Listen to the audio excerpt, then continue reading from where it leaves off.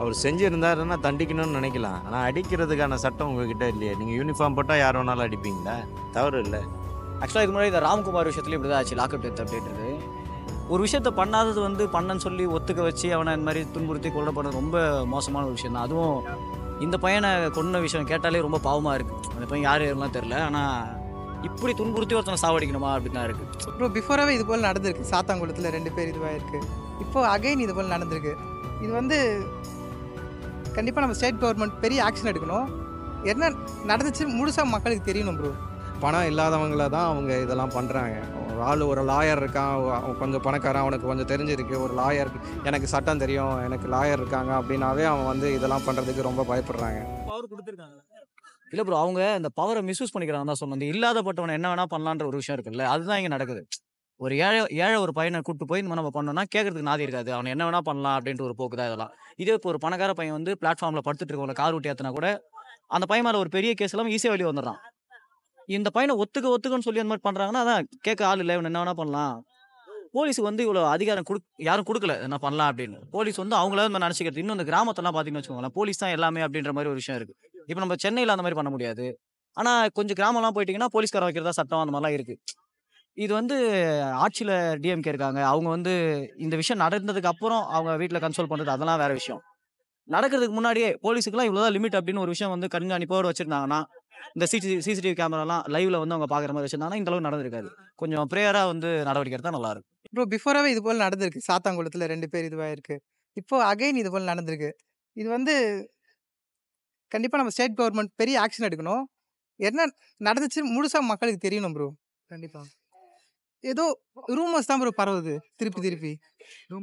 Rumours தான் வருது. என்னன்ட்டு எக்ஸாக்டா தெரிய மாட்டேங்குது. இப்ப போலீஸ் அதிகாரியா இருக்கிறவங்க மக்களை காப்பாத்துறதுக்கான ஒரு பதவி தான் அவங்களோடது. ஆமா. அதை தாண்டி காப்பாற்ற வேண்டிய இடத்துல இருக்கிறவங்களே பாத்தீங்கன்னா இந்த மாதிரி அவங்கள அவங்கள கேட்க ஆளு இல்ல நான் நினைக்கிறேன் ப்ரோ. ஓகே இவங்க என்ன வேணா பண்ணலாம், மக்கள் இப்படிதான் இருக்கணும்ட்டு அது போயிட்டு இருக்கு. அந்த நிலைமை மாறணும்னா கொஞ்சம் சேஞ்சஸ் நடக்கணும். அது ஆட்சி தான் கொஞ்சம் பார்த்து இருக்கணும்னு நினைக்கிறேன் bro. ஆட்சி மாறினா ஓரளவுக்கு அந்த மாவட்டத்தோட ஆட்சி நிர்வாகி கொஞ்சம் கரெக்டா நடக்கணும் bro. அவங்க தான் டேக் கேர் பண்ணிக்கணும்.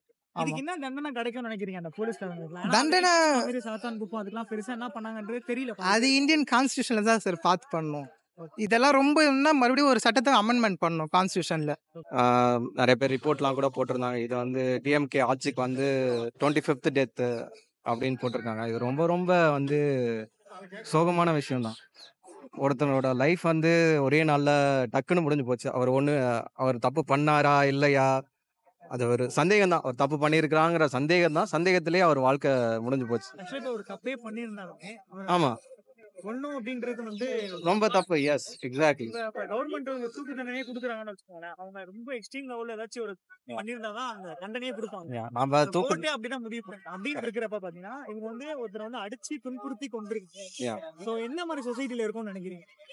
அது ரொம்ப ரொம்ப சோகமான விஷயம் தான். ஆக்சுவலா நாம வந்து ஒரு பக்கம் வந்து தூக்கு தண்டனை வேண்டான்னு கோர்ட்ல கேசஸ் போட்டு நடத்திட்டு இருக்கோம். இன்னொரு பக்கம் இந்த மாதிரி போலீஸ்காரங்க அவங்களோட விஷயத்த கையில எடுத்துக்கிட்டு ஒரு ஆளை வந்து கொலை பண்ற அளவுக்கு போறாங்க. இது ரொம்ப சோகமான விஷயம் தான். ஐடியலி அதான். இது எப்படி சொல்றது, பணம் இல்லாதவங்கள தான் அவங்க இதெல்லாம் பண்றாங்க.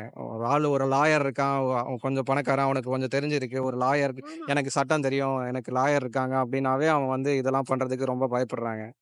இவன் என்ன பண்ணிட போறான் அப்படிங்கிற ஒரு தைரியம் தான். போலீஸ் கிட்ட மேபி இது அரசியல் விஷயமா கூட இருக்கலாம். இந்த கட்சி ஆட்சியில் இருக்கிறதுனால போலீஸ் வந்து ரொம்ப வந்து தைரியமா நம்ம என்ன வேணாலும் பண்ணிக்கலாம், பார்த்துக்கலாம் அப்படிங்கிற தைரியம் அவங்களுக்கு ரொம்ப அதிகமா இருக்கு.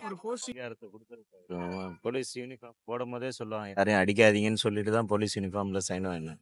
ஆனால் அவங்க வந்து அதை மிஸ்யூஸாக எடுத்துக்கிறாங்க. அதான் இவ்வளோ பெரிய கொடுமை நடந்திருக்கு. 24 பேருக்கு மேலே லாக்அப் டெத் இருக்குது. அதுவும் 4 வருஷத்துல.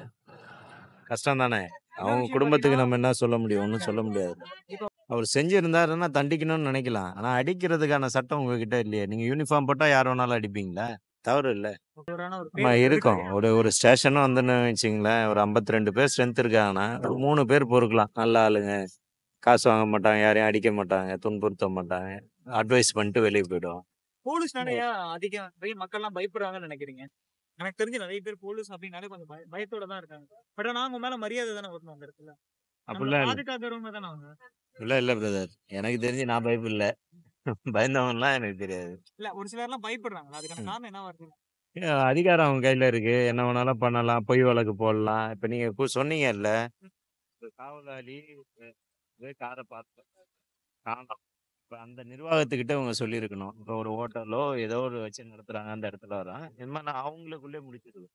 சரி அது மேல போதா, அந்த நிர்வாகம் இந்த காவலாளி போனதுலன்னா நீங்க கூட்டு போய் விசாரிங்கன்னு சொல்லணும். தனியா பொது இடத்துல போய் விசாரிக்கிறாங்கன்னா என்ன? இந்த மாதிரி விஷயத்த பார்த்தீங்கன்னா வச்சுக்கங்களேன், பப்ளிக் கிட்ட எடுத்துட்டு போனா அவங்கலாம் சில பேர்லாம் பேசுறதுக்கே தயங்குறாங்க. ம். எதுக்கு இந்த மாதிரிலாம் அதான் ப்ரோ. தயங்குறாங்கன்னு அந்த தயக்கம் தான் ப்ரோ இப்போ இவ்வளோ பெரிய விஷயம்லாம் நடக்குது. நம்ம ஒரு வருஷம் இப்போ கூட நீங்க நெறைய பேர் இந்த கேள்வி கேட்டிருப்பீங்க. எல்லாம் தயங்கி தயங்கி போறாங்கல்ல. அந்த தயக்கம் தான் ஒருத்தவங்க வந்து ஒரு பெரிய இன்ஃப்ளூயன்ஸ் ஆயிடுது. யார் கேட்ற போறா? இங்கே ஒருத்தன போட்டு இழுத்து போட்டு அடிக்கிறனா யார் கேட்ற போறா? 10 பேர் சுத்தி பார்ப்பாங்க. ஆனா யாரும் கேட்க மாட்டாங்க அப்படின்ற ஒரு விஷயம் இருக்குல்ல.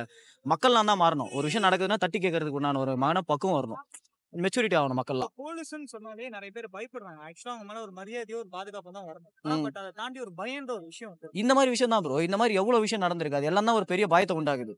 நீங்க தப்பே பண்ணியிருக்க மாட்டீங்க. ஒரு போலீஸ் கிராஸ் ஆனான்னு வச்சுக்கோங்களேன், உங்களுக்கு ஒரு பயம் பயம் உருவாகும். வரும். அது நம்மளோட நம்ம இன்னும் வழி வழியா வர்றது தான் அது. நம்மளுக்கு நம்ம தாத்தா, தப்பே பாட்டி, அம்மா பண்ணலனாலும் ஆமா. நீ ஏதோ தப்பு பண்ணியிருக்க அப்படின்னு சொல்லிட்டு ஆமா. பயப்பட நமக்குள்ள வைக்கிற ஒரு ஒரு பயம். விஷயத்த ஆமா. கிரியேட் பண்ணிட்டாங்க அந்த இடத்துல. ஆமா. இல்லாத பட்டது தான் அது காரணமே. ஏழை மக்கள் வந்து போலீஸ பார்த்து பயந்துட்டாங்க. பணக்காரன் அந்த மாரி பயப்பட மாட்டான். தெனாவட்டா போவான். ஒரு ஃபைனே போட்டாலும் அந்த என்ன அமௌண்ட் கேட்டு போயிடும். நமக்கு தான் அந்த பயம் இருக்கு.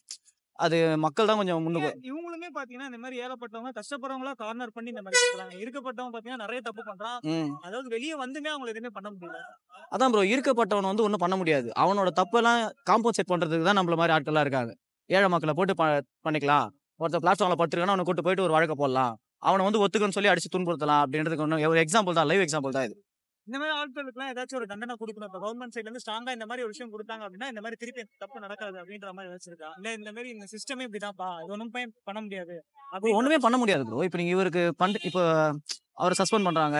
அவருக்கு எப்படியும் தூக்கு தண்டனைலாம் கொடுக்க மாட்டாங்க. மேக்ஸிமம் சஸ்பெண்ட் தான் பண்ணுவாங்க. பண்ணிருக்காங்க. சஸ்பெண்ட் தான் பண்ணுவாங்க.